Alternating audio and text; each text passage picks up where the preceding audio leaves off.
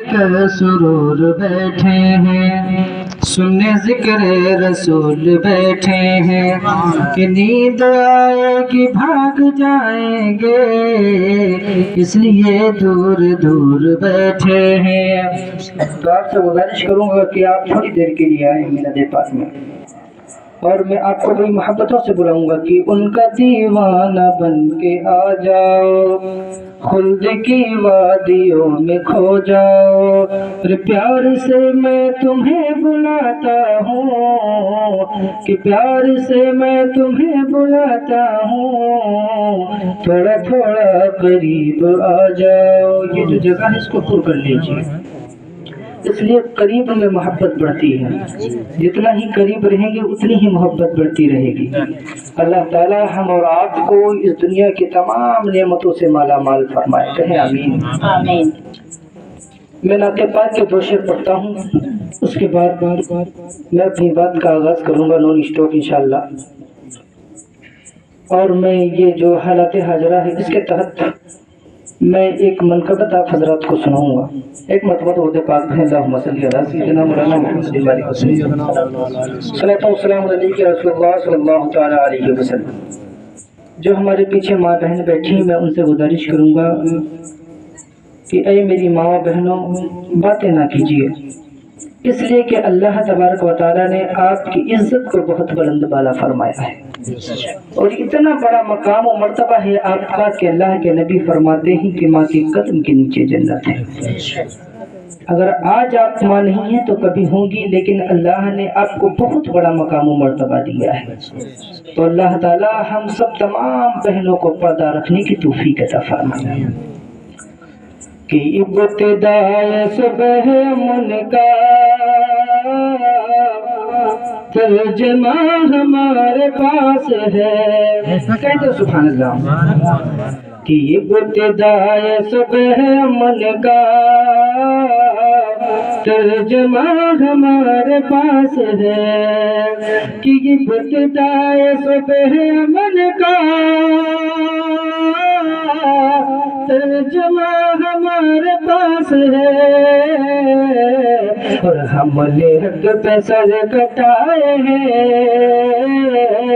ہم نے حق پہ سر کٹائے ہیں، ارے کربلا ہمارے پاس ہے، ہم نے حق پہ سر کٹائے ہیں، کربلا ہمارے پاس ہے، ہم نے حق پہ سر کٹائے ہیں، کربلا ہمارے پاس ہے۔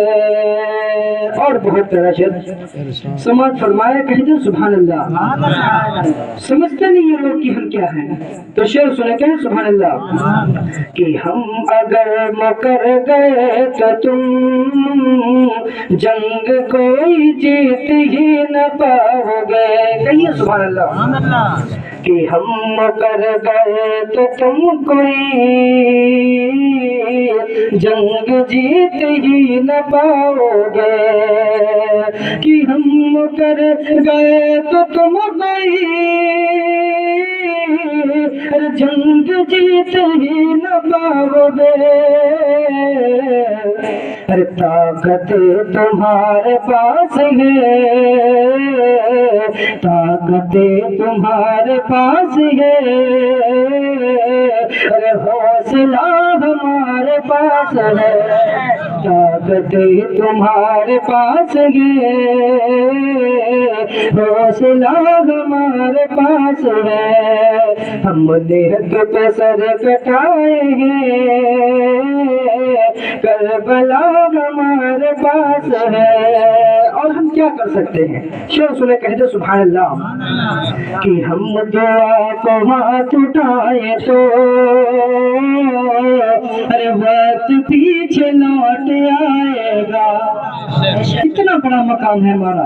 جب حضرت علی کی نماز قضا ہوئی تھی، حضور نے ہاتھ اٹھایا تھا، سورج پلٹ آیا تھا، تو ہمارے اندر یہ استطاعت ہے کہ ہم دعا کو ہاتھ اٹھائے تو ارے وقت پیچھے لوٹ آئے گا، کہ ہم دعا کو ہاتھ اٹھائے تو ارے नात पीछे लौट आएगा, क्योंकि सारी कायनात का, क्योंकि सारी कायनात का